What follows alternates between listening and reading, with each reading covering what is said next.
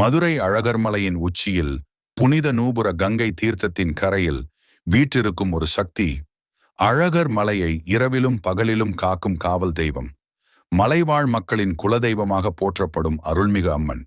பக்தர்களின் பிணி, பீடை, பயம், தடைகள் அனைத்தையும் நீக்குவாள் என்று நம்பப்படும் தெய்வம். அவர்தான் ராக்காய் அம்மன். ஆனால் இந்த ராக்காய் அம்மன் யார்? நூபுர கங்கை எப்படி தோன்றியது? அழகர் மலையோடு இவருக்கு என்ன தொடர்பு? இந்த தலம் எத்தனை ஆயிரம் ஆண்டுகள் பழமை வாய்ந்தது? இந்த தலத்தை எந்த மன்னர்கள் வளர்த்தார்கள்?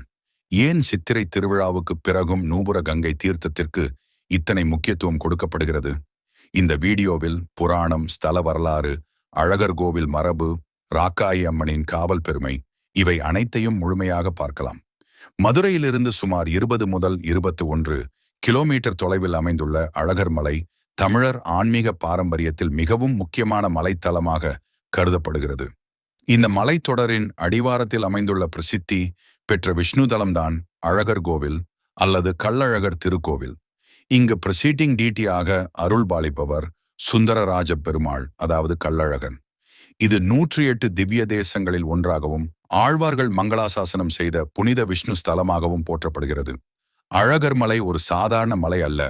இது விஷ்ணு, முருகன், காவல் தெய்வங்கள், சித்தர்கள், தீர்த்தங்கள், பழமையான வழிபாட்டு மரபுகள், இவை அனைத்தும் ஒன்றாக கலந்த ஒரு மிகப்பெரிய ஆன்மீக மண்டலம். அழகர் கோவிலின் அடிவாரத்திலிருந்து மேலே மலைப்பாதையில் சென்றால் பழமுதிர் சோலை முருகன் தலம், அதற்கு அருகே நூபுர கங்கை தீர்த்தம், அதன் புனித சூழலில் ராக்காயி அம்மன் சன்னதி ஆகியவை அமைந்துள்ளன. இதனால் ராக்காயி அம்மன் வரலாற்றை தனியாக பார்க்க முடியாது. அது அழகர் மலை தல புராணத்தோடு நெருக்கமாக இணைந்திருக்கிறது. இப்போது பலருக்கும் வரும் முக்கியமான கேள்வி, அழகர் கோவில் யார் கட்டினார்கள்? இதற்கு ஒரே வரியில் ஒரு ராஜாவின் பெயரை சொல்லிவிட முடியாது. காரணம், அழகர் கோவில் என்பது ஒரே காலத்தில் எழுந்த கோவில் அல்ல. பல நூற்றாண்டுகளாக வளர்ந்து விரிவடைந்து திருப்பணிகள் செய்யப்பட்ட ஒரு பெரும் தலமாக இது இருக்கிறது. வரலாற்று ஆய்வுகளும் கல்வெட்டு குறிப்புகளும் பாரம்பரிய தகவல்களும் என்ன சொல்கின்றன என்றால், இந்த தலத்தின் ஆரம்ப வளர்ச்சிக்கு பாண்டிய மன்னர்கள் மிகப்பெரிய ஆதரவளித்துள்ளனர். சில குறிப்புகளில் மலையத்வஜ பாண்டியன் இந்த தலத்தோடு தொடர்புடைய ஆரம்பகால ஆதரவாளராக குறிப்பிடப்படுகிறார். பின்னர் ஜடாவர்மன் சுந்தரபாண்டியன் காலத்தில் விமானம் பொன்னால் அலங்கரிக்கப்பட்டதாக மரபு குறிப்புகள் சொல்கின்றன. இதோடு மட்டுமில்லாமல் சோழர் கால கல்வெட்டுகளும் இத்தலத்தில் காணப்படுகின்றன. அதாவது சோழர்களும் இந்த தலத்திற்கு தானங்கள், நில அளிப்புகள், திருப்பணிகள் போன்ற ஆதரவை வழங்கியுள்ளனர். பிறகு விஜயநகர மற்றும் மதுரை நாயக்கர் காலங்களில் மண்டபங்கள், மதில்கள், கோபுர திருத்தங்கள், வெளிப்பிரகார விரிவாக்கங்கள் போன்ற பணிகள் நடைபெற்றுள்ளன.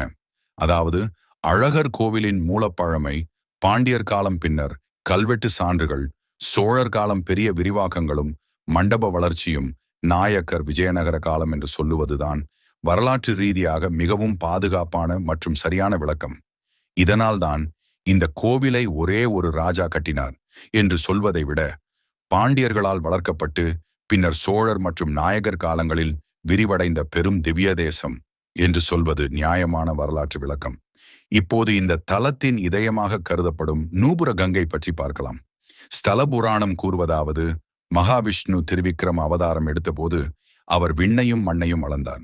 அந்த திருவடிக்கு பிரம்மதேவர் புனித நீரால் அபிஷேகம் செய்தார். அப்போது அந்த திருநீர் விஷ்ணுவின் திருப்பாதத்தில் இருந்த சிலம்பு அல்லது நூபுரத்தை தொட்டு புனித சக்தியுடன் பூமிக்கு வந்ததாக கூறப்படுகிறது. அவ்வாறு தோன்றியதே நூபுர கங்கை. இதே சிலம்பாறு என்றும் அழைக்கப்படுகிறது. நூபுரம் என்றால் சிலம்பு, அதனால் நூபுர கங்கை என்ற பெயர். சிலம்பில் பட்டு தெரித்த புனித நீர் என்பதால் சிலம்பாறு என்ற பெயரும் ஏற்பட்டது. இந்த தீர்த்தம் சாதாரண ஊற்று அல்ல என்று பக்தர்கள் நம்புகிறார்கள். விஷ்ணுவின் திருவடியில் இருந்து வந்த தெய்வீக நீர் மலைகளின் நடுவே ஜீவநதியாக ஓடி அழகர் மலையின் புனித தீர்த்தமாக நிலைத்தது என்பது தலபுராண நம்பிக்கை. இதனால்தான் நூபுர கங்கை நீருக்கு பாவ நிவர்த்தி, பிணி நிவர்த்தி, தோஷ நிவர்த்தி, மன அமைதி, குடும்ப வளம் என பல அருள்கள் உள்ளதாக பக்தர்கள் நம்புகிறார்கள். அப்படியென்றால் இந்த நூபுர கங்கையின் கரையில் அருள் பாலிக்கும் ராக்காய் அம்மன் யார்? அழகர் மலை பக்தி மரபில் ராக்காய் அம்மன் ஒரு மிகப்பெரிய காவல் சக்தியாக கருதப்படுகிறார். அவர் ஒரு சாதாரண கிராம தெய்வம் அல்ல. அழகர் மலையின் தெய்வீக சக்தியை காக்கும், நூபுர கங்கையை பாதுகாக்கும், இரவு நேரங்களில் சுந்தரராஜ பெருமாளுக்கு காவலாய் நிற்கும் தாயாகவே மக்கள் போற்றுகின்றனர்.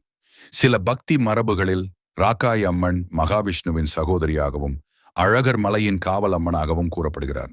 மலைவாழ் மக்களின் குலதெய்வமாகவும், குழந்தை பாக்கியம் வேண்டுவோர், பிணி தீர வேண்டுவோர், பயமகளும் அருள் வேண்டுவோர், சாபம், தடை, குடும்ப பிரச்சனை, கண் திருஷ்டி போன்றவற்றிலிருந்து விடுபட வேண்டுவோர் ராக்காயி அம்மனை நாடுவதாக உள்ளூர் மரபுகள் கூறுகின்றன.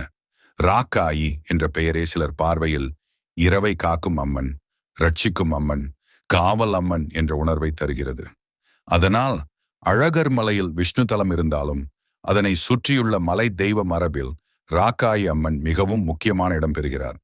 இது தமிழ்நாட்டின் பல பழமையான மலைத்தலங்களில் காணப்படும் ஒரு பெரிய ஆன்மீக அமைப்பை நினைவூட்டுகிறது. மூல தெய்வம் ஒரு ஆகமத்தலம், அதை சுற்றி காவல் தெய்வங்கள், காடு தெய்வங்கள், ஊர் தெய்வங்கள், குலதெய்வங்கள் இவை அனைத்தும் சேர்ந்து ஒரு புனித வட்டத்தை உருவாக்கும் மரபு. அழகர் மலையில் ராக்காய் அம்மன் அப்படிப்பட்ட காவல் சக்தியாகவே விளங்குகிறார்.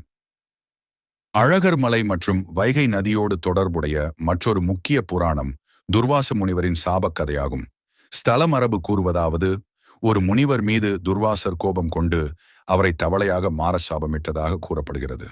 அந்த முனிவர் வைகை நதியில் தவம் இருந்து இறைவனிடம் அருள் வேண்டினார். அப்போது சுந்தரராஜ பெருமாள் அழகர் திருக்கோலத்தில் காட்சி தந்து அவருக்கு சாப விமோசனம் அளித்ததாக நம்பப்படுகிறது. இந்த கதையின் மூலம் பக்தர்களுக்கு சொல்லப்படும் பெரிய செய்தி என்னவென்றால், சாபம் இருந்தாலும் தவம் இருந்தால் அருள் கிடைக்கும், துன்பம் இருந்தாலும் இறைவன் கருணை இருந்தால் விடிவு உண்டு, காத்திருப்பு நீண்டாலும் அழகர் அருள் வந்து சேரும். அதனால்தான் அழகர் மலை வரலாற்றில் வைகை, அழகர், நூபுர கங்கை, மலை தீர்த்தங்கள், காவல் தெய்வங்கள் இவை அனைத்தும் ஒரே ஆன்மீக வளையமாக இணைந்து காணப்படுகின்றன. மதுரையின் மிகப்பெரிய ஆன்மீக நிகழ்வுகளில் ஒன்றான சித்திரை திருவிழாவில் கள்ளழகர் வைகை ஆற்றில் இறங்கும் தருணம் கோடிக்கணக்கான பக்தர்களின் மனதை கவர்கிறது. மீனாட்சி அம்மன் திருக்கல்யாணத்திற்காக மதுரைக்கு வரும் அழகர் பின்னர் திரும்பி அழகர் மலையை அடைகிறார். அதன் பின் அழகருக்கு செய்யப்படும் திரு மஞ்சனங்களில் நூபுர கங்கை தீர்த்தத்திற்கு சிறப்பு முக்கியத்துவம் உண்டு என்று பக்தி மரபு கூறுகிறது. இதன் பொருள் என்ன? அழகர் மலையின் புனித தீர்த்தம் என்ற நிலையை நூபுர கங்கை இன்றும் தக்க வைத்திருக்கிறது என்பதே அது. ஒரு தலத்தின் பெருமை அதன் கட்டிடத்தில் மட்டுமில்லை, அதன் தீர்த்தம், திருவிழா, மலை, மரபு, பக்தி அனுபவம், காவல் தெய்வங்கள் இவை அனைத்தும் சேர்ந்தே அந்த தலத்தை புனிதமாக்குகின்றன. அந்த வகையில் அழகர் மலையின் ஆன்மீக இதயம் கள்ளழகர் என்றால் அதன் உயிர்நாடி நூபுர கங்கை, அதன் காவல் சக்தி ராக்காயி அம்மன் என்று சொல்லலாம். இன்றும் பல பக்தர்கள் அழகர் மலையில் மேலே சென்று நூபுர கங்கை தீர்த்தத்தில் நீராடி அல்லது குறைந்தபட்சம் அந்த தீர்த்தத்தை தலைமேல் சூட்டி அதன் பின் ராக்காய் அம்மனை தரிசிப்பது வழக்கமாக வைத்துள்ளனர். இதற்கு பின்னால் உள்ள ஆன்மீக உணர்வு, முதலில் தீர்த்த சுத்தி, பிறகு அம்மன் அருள். நீர் என்பது சுத்திகரிப்பு, அம்மன் என்பது பாதுகாப்பு, தீர்த்தம் என்பது உடல் மனம் சுத்தம், காவல் தெய்வம் என்பது வாழ்க்கை பாதுகாப்பு. அதனால்தான் நூபுர கங்கை சுத்தி ராக்காயி அம்மன், காப்பு அழகர், அருள் என்று பக்தர்கள் இந்த மலையை அனுபவிக்கிறார்கள். பலர் உடல் பிணி தீர, மன அமைதி பெற, குழந்தை பாக்கியம், குடும்ப நிம்மதி, தொழில் வளர்ச்சி, தீய சக்தி நீக்கம், பயணம், பாதுகாப்பு ஆகிய வேண்டுதல்களுடன் அம்மனை தரிசிக்கிறார்கள். ராக்காயி அம்மன் தலம் நமக்கு சொல்லும் மிகப்பெரிய செய்தி என்ன?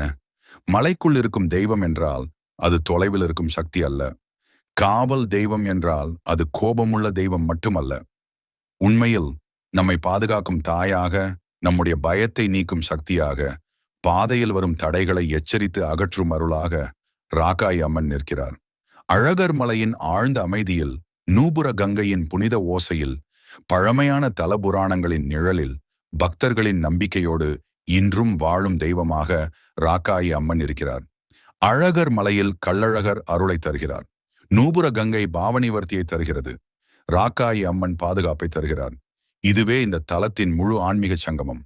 அழகர் கோவில் ஒரே ஒரு மன்னனால் ஒரே காலத்தில் கட்டப்பட்ட கோவில் அல்ல. பாண்டிய மன்னர்களின் ஆதரவில் வளர்ச்சி பெற்று பின்னர் சோழர் மற்றும் விஜயநகர நாயக்கர் காலங்களில் விரிவடைந்த பண்டைய திவ்ய தேசமாக இது விளங்குகிறது. இந்த வீடியோ உங்களுக்கு பிடித்திருந்தால் ஒரு லைக் பண்ணுங்க, உங்கள் நண்பர்களுக்கும் ஷேர் பண்ணுங்க. இது போன்ற ஆன்மீக மற்றும் வரலாற்று வீடியோக்களை தொடர்ந்து பார்க்க நம்ம சேனலை சப்ஸ்கிரைப் பண்ணி பெல் ஐகானை அழுத்த மறக்காதீங்க. இந்த கோவிலுக்கு நீங்கள் சென்றிருக்கிறீர்களா? உங்கள் அனுபவத்தை கமெண்டில் சொல்லுங்க. நன்றி. ஓம் நமச்சிவாய.